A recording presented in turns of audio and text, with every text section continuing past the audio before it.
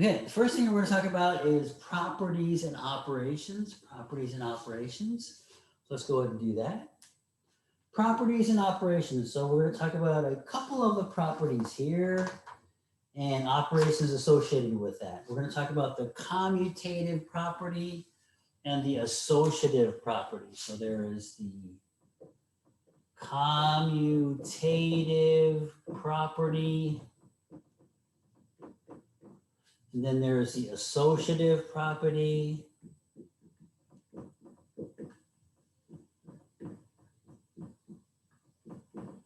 The commutative property states basically that if you have 4 plus 5 plus 7, you can do the same thing by doing this guy first or doing this guy first. That is called the commutative property. Oops, never mind. Never mind. What am I talking about? A commutative property is when you go 4 plus 7 is the same as 7 plus 4.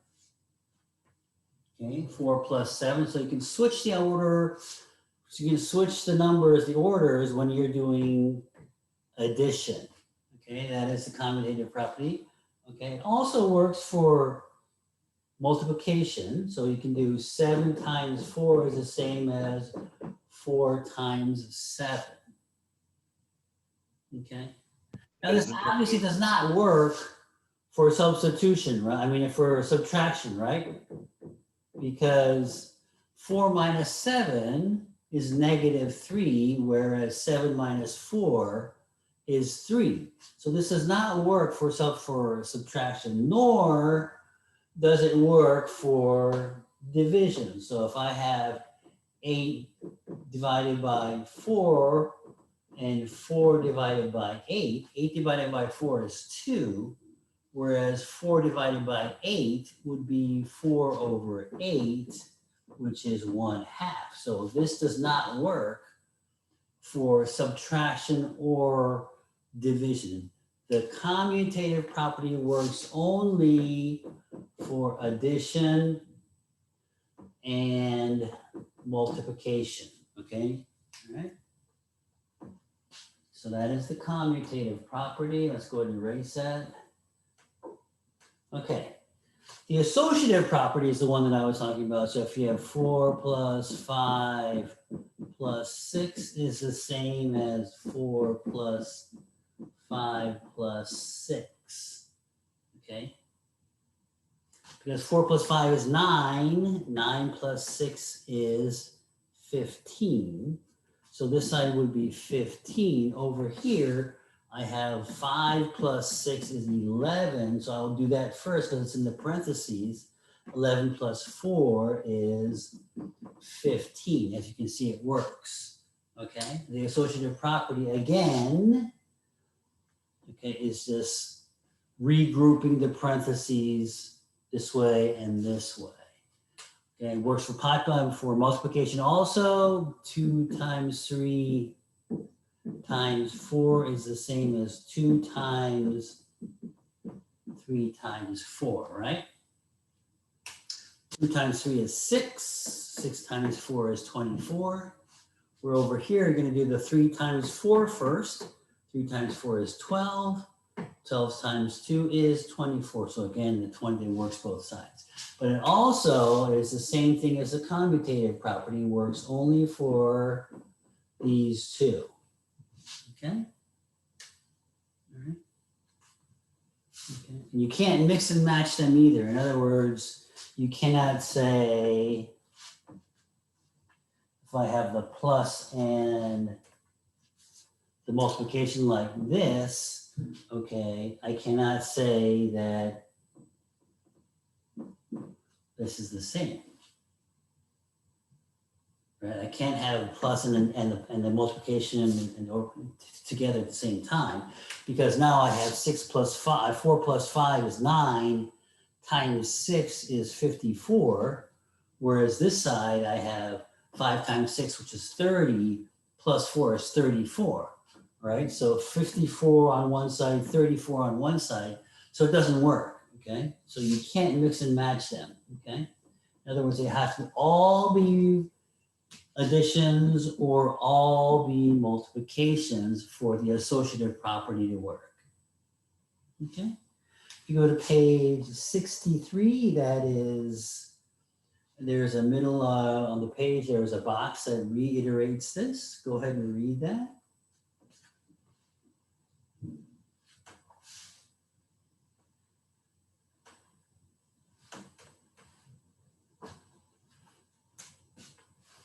Okay, let's work on example number 1. See if we can do example number 1. You buy a portable CD player for $48, rechargeable batteries with a charger for $25, and a CD case for $12. Find the total cost. Well, just add them all together, right? So you have 48 plus 25 plus 12. Okay, so you have to do this operation. So what would be the easiest way to do this, okay? You can just multiply, you can add them all the way through, right? 48 plus 23 is 73, plus this would be 85. So that would be the, 85, right? But the easiest way to think about this is you want to do the 48 plus 12 plus 25, because I can switch these two together. And that is the commutative property, right? So I can commutative property go like that. And now I'm going to do this guy here first. And this guy here would be what? This would be 60, right? 60, because it's 40 plus 12. I have a nice easy 60 plus a 25. And I can say that's 85. Okay, all right. So that's how I would work it. I have example number 1. We want example number 2. Example number 2, we have using the properties of multiplication. Evaluate 4xy when x is, so I have x is equal to -7, y is equal to 25, and we want to know 4 times x times y. So this would be 4 times -7 times 25. Okay, so if I can do like 4 times 7 is 28. First of all, is this a positive number or a negative number? Let's find that out first. What is it going to be? I have a positive times a negative times a positive, right? So positive times a negative is a negative. Negative times a positive is also going to be a negative. So the overall answer is going to be a negative number, right? So it's going to be 4 times 7 times 25. And I would rather multiply the 4 times 25 first, because 4 times 25 is 100, right? You can do that right off the bat. That's 100. Then I have 100 times 7 is 700. So my answer is going to be -700 there, right? Okay. So that's example number 2. For that example, where did the 4 come from? The 4 is given because it says, the question says to evaluate 4 times x times y. Oh, okay. You got it? You good? Yeah. Okay, cool.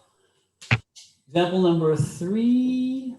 Example number 3, simplify the expression, and we have x plus 3 plus 6. Okay, so here we're going to simplify the expression. So we can't simplify the x plus 3 because we don't know what x is. X is nothing more than a variable here, right? So this is a, okay? So this is just nothing more than a variable, so you can't really combine these two. But you can combine these two here first. And this is 3.3 plus 6, which is 9. So the end result is going to be x plus 9. And then you cannot go any further here, right? Okay, so that's that.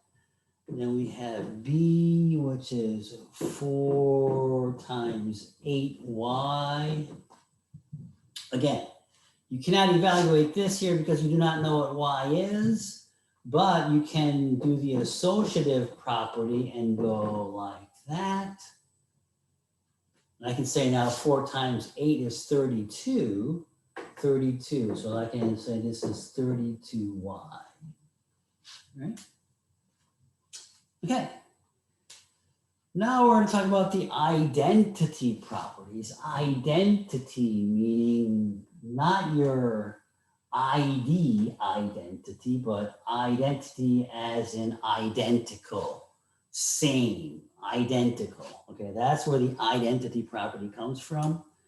So you have the identity property of addition.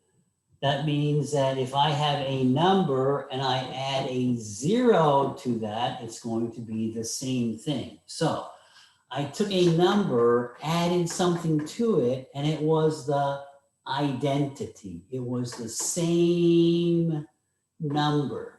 So the number that creates that right here is called the identity of addition, because we're doing addition here, right? So 0 is the identity or additive identity of addition right here. That's the 0. It's always going to be 0. 0 is the only one that creates this effect where you add it to a number and you get the same number. That's why it's called the additive identity. Okay. The multiplication identity is the same thing. I have a number, we don't know what it is. I have a number D, but when I multiply this by 1, I am going to get the same or identity number, right? So any number times 1 is going to be the same number. This is why we call this guy here the multiplication identity. Okay, so there was 2 different identities here that we talked about. The additive identity, which is 0. And then there's a multiplication identity, which is when I multiply it by 1, I get the same number, identical number, identity. Okay, all right. So that's the identity property there. All right, let's see if we can use that. Let's go to example number 4. Number 4, statement. So we have a statement here and we're gonna find out what property it is. I have -5 times -5. -5 times 1 is equal to -5. In other words, I multiply a number by the multiplication identity, right? Because we're multiplying here and I get the same number. So this is the multiplication identity property or identity property of multiplication, right? B, we have 2 plus -9 is the same as -9 plus 2. So what do? We swap these numbers, and I can do that when it's a positive, when I'm adding, right? When I'm adding, I can do this. So this is the commutative property of addition, because I just switch the numbers, right? The commutative property of addition. C, I have y squared plus 0 is equal to y squared. I had a number and I added 0 to it and it became the same number. So this is the additive identity or identity property of addition. Okay. For D, I'm sorry, this is D. D, we have 2 times PQ is equal to 2P times Q. Okay, this is a Q. Okay, so what is this? What did I do? I had this guy here together and then I moved it over here. And we're talking about multiplication. So it is the associative property of multiplication, correct? The associative property of multiplication. Okay. That's that. So these sound pretty daunting and we have these large words, but when you think about it, it's not too bad. Okay, you just need to keep track of what's happening in each operation. Example number 5, roller coaster. The Steel Dragon 2000 is the world's longest roller coaster. length is 2,711 yards. How long is it in feet? So I have to go from, I have 271 yards, and I want to convert or change this into feet. Okay, so how many feet are there in 1 yard? 3. There are 3, right? So I have 1 yard in 3 feet. So if I multiply this, so this should be the same because 1 yard is 3 feet. Okay. Now look what happens. Okay. So at this time when I go, these yards cancel out because I have one on the top, one on the bottom, right? So these cancel out and all you have left is feet, which is what you're desiring. That is what you're trying to get. You're trying to get the number in feet, right? So the mistake that you will probably make here is go the other way. You will say that, okay, I have 1 yard in 3 feet. So there are 3 feet in 1 yard. Now, if you do this, look at what happens. These yards do not cancel out.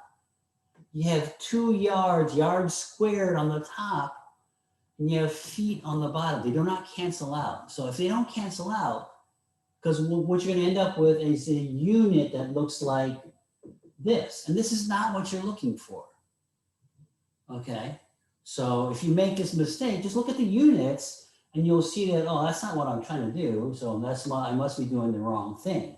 So you go back, you say there are 3 feet in 1 yard again. Now the yards and the yard cancel out, and all I have left is feet. So I'm going to end up with 2,711 times 3 over 1 feet. Now I'm multiplying this 3 over here, right? So you get 3, 3, 1, 2, 8 feet. Okay, you see how I used my units to make sure I was doing the correct operation here. Okay. And then we have number 2, how long is that in feet? Okay, so we're good. We're good. All right, then we're gonna go to the homework. And your homework, I think I already gave to you. Oh, first of all, any questions here? Are there any questions on what we talked about today so far?